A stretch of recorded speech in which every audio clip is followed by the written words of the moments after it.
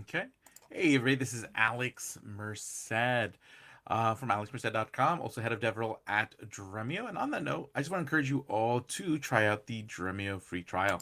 So again, you can head over to dremio.com/get started and try the free trial. So if you're someone who really enjoys working with like data and data lakehouses and Apache Iceberg, this is going to be a platform you're definitely going to be interested to get a hands-on for free. It's a 30-day free trial, $400 of credits to use all the features and experience the full Dremio platform. So please go check that out. But what I did today, over the weekend, I got my hands on the anti-gravity. Um, Let me just close all this windows and clean this up a little bit. But the anti-gravity ID. So essentially, what's been happening lately is people have been taking sort of the open source part of like VS Code or Visual Studio Code and turning that into different browsers that have like AI built in. So you might have heard of things like Cursor. I think Claude came out with like Claude Comet. I'm trying to remember exactly what the name was. And then now Google's come out with like anti-gravity. And actually, I think it might have been OpenAI who came out with Comet, and then Claude had a different one. But everyone's kind of come out with their own sort of IDE that has these AI features built in. Okay. Um, Generally, they all kind of work the same, where basically you have your Visual Studio Code and then oftentimes some sort of chat window here to the side that you can use to sort of what the kids call these days vibe code, in a sense, essentially use AI, do heavily AI assisted coding. I really like I've definitely have used AI to help me write code here and there, but I haven't done it too heavily. So I haven't really gotten to experience a lot of like sort of like the newer sort of the level of value you can get from this. Okay, I remember back in the day, like there was definitely you had to be a lot more careful. Okay, and even, I remember before the AI, where you would just spend all day sort of banging your head against the wall reading docs. Um, okay, but bottom line is that I basically spent the weekend kind of playing with anti-gravity, creating a few different things. First, I created like a notes-taking app, which you can access at nexus.alexmerced.app. And essentially, this is pretty straightforward. Like you can pair like any name and password. So we'll say cheese, and essentially what this does is just creates a notes app. So I can now create like a new note, a new to-do list, or a new map. So if I just really want to keep track of like key value pairs, like name,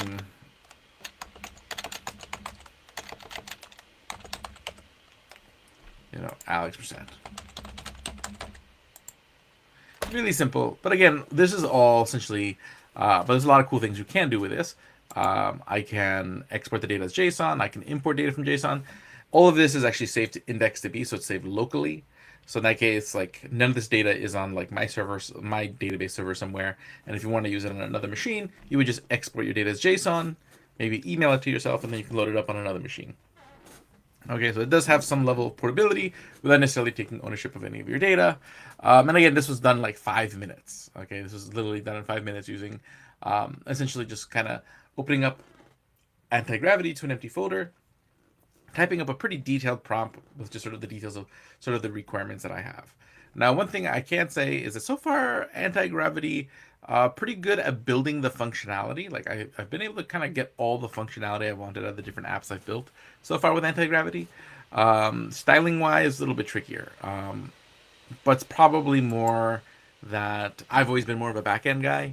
So the way I'm able to express sort of my requirements are probably much better on the back end, because at the end of the day, like AI can only be as good as what you ask it to do. Like it can, like, and this is why a lot of people I think make the mistake thinking, okay, hey, you don't need to know the code if you use AI. You definitely do, because you need to be able to express and understand how the pieces fit together to express that, and understand what your requirements are, and understand sort of what the results should be to be able to validate the results.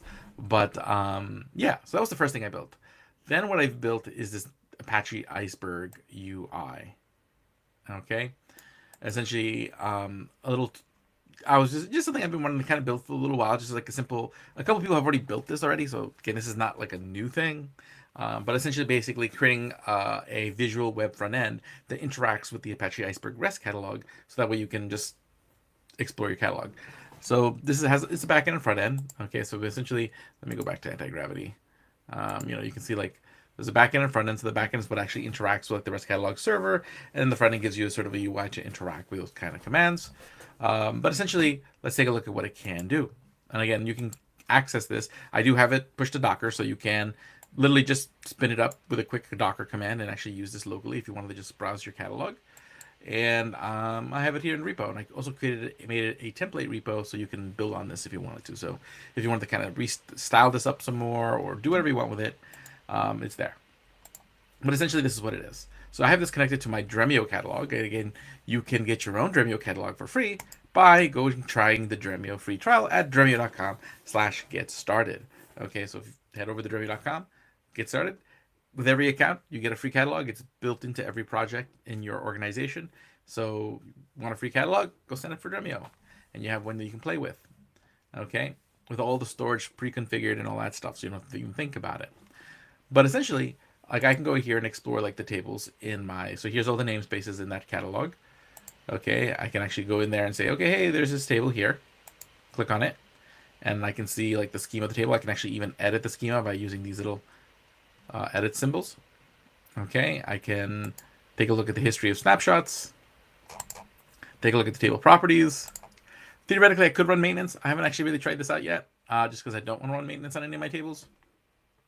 And again, all of this is actually working with a mix of using basically Iceberg and Data Fusion behind the scenes. Visualization, you can actually visualize the table stats. So here you see like a little mini visualizations of sort of things like partition record counts and whatnot. Again, I don't have any really huge tables in here. I can also do some small queries. So I can go in here, go to this table here, and then let's say I want to go to the customers table. I can click here, so that way I just get the basic query set up. I can run the query. Okay, and again, this will be running on my laptop since I'm running this locally on my laptop. Okay, there we go. I've queried the table. And then I could actually export those results as CSV, JSON, or PowerK if I wanted to. Okay. And then, okay, actually, I haven't tried this template feature out yet. But you're able to save queries, and it actually will cache. So if I were to run this query again, it should be a bit faster. Okay. Now if I click here in template, oh yeah, this is the template to create a table. So I can actually create tables here. So if I want to create this, so let's say cheese, we'll say name string. Okay, now I'll just create this table.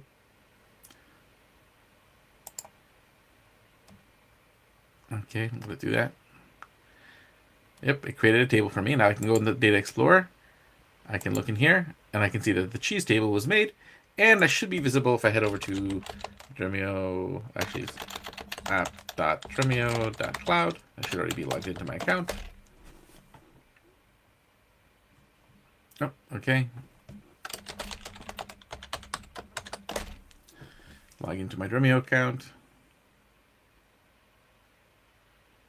And if I go over here to the Data Explorer, go to the DB, and look, there's that cheese table that I just created. Okay, so I'm actually affecting my catalog, just to kind of illustrate the point.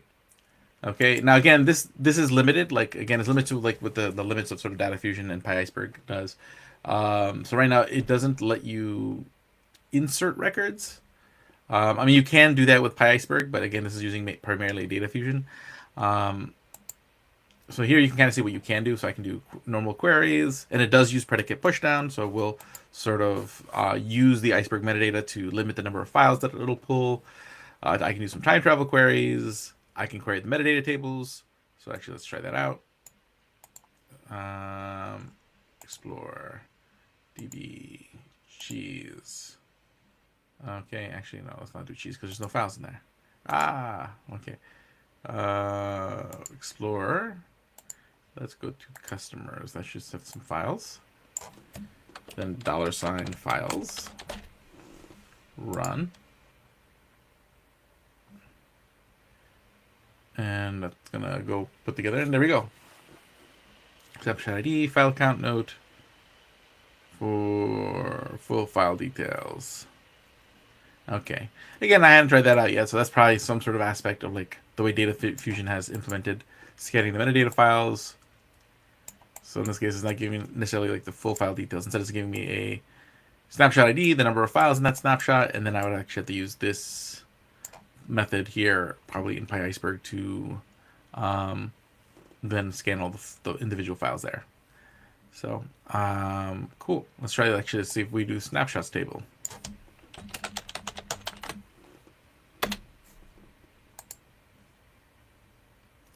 Again, this is all running locally, so I can see here snapshots. Then I can see here the manifest list for that snapshot. Cool. And there's a timestamp, snapshot, whatnot. Neat. Again, so I can scan the metadata tables. I can create tables. I can create namespaces. So if I go in here, I can see this little thing right here, so I can create namespaces. Again, the idea here was just to kind of see if I could build this. Just purely using just vibe code it, and yeah, it worked. So if you're interested in playing with this, again, this is just a fun way to kind of connect to your Iceberg catalog locally and just see if you can. Just to show you what it looks like when you first click in. New incognito window, localhost 8000. Okay, I'm still connected. Actually, if I log, let's just log out. If I go here to, actually, I don't think I have a logout option. Oh yeah, there's dark mode and light mode. So that, yeah, I need to add a logout option. That it's probably something I'll add. So I'm going to add some more enhancements to this. But essentially, yeah, when you first open this up, it'll open up to a screen where you can enter your information about your. So you would enter in your name. It actually supports, whether you're submitting credentials, so you're submitting like a key and secret key, or if you're submitting a bearer token. So like if you're using Dremio, you're going to be using a bearer token form, and allowing you to submit all your sort of REST catalog properties as like a JSON string. So you'll be able to log in and connect to your Iceberg catalog that way, and then it works, as you can see. So hopefully you guys enjoyed that. I just figured that was a really cool thing that I was able to do with anti-gravity, showing you like, how far AI has come. Again, this was literally probably done in over a couple hours. And it's pretty insane. Again, it does require you to kind of understand the landscape. Like I kind of knew what libraries I was planning to use and how I was planning to stitch them together, and I had the architecture in mind. And to me, that's where I do feel like a lot of software development's going. It's coming less so from sort of being, being someone who memorizes all this, or who really knows like grapples like syntax a lot of the time, and now becoming more someone who really has their mind wrapped around sort of the architecture of what they're building, and kind of really having that more high level, wider reach of sort of like, okay, what are the pieces and how do they fit together, and being able to express that in a way that allows tools like this to kind of help you put them together. You still have to make sure you write tests, and tests were written. There's tests in the repo and whatnot, and that's another neat thing about Gravity, how it opens up a browser and allows you to really kind of test things visually pretty quickly. So I do like the feel of it. I haven't actually really done this level of vibe coding in the past yet, so kind of fun to experience, see how far things have come versus the way I had been doing things, which was much more long-handed.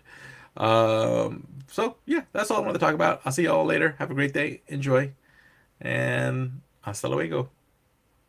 And oh yeah, make sure to try out that Dremio free trial. Go to dremio.com/get started to try out that free trial. Trust me, you'll like it. It's pretty cool. As you saw me go on Dremio for a second. Actually, just close this window. You get all this. This is much cooler. Okay, with this nice UI, and you don't have to worry about running a Docker image. It just works right out of your browser. Super cool. See y'all later.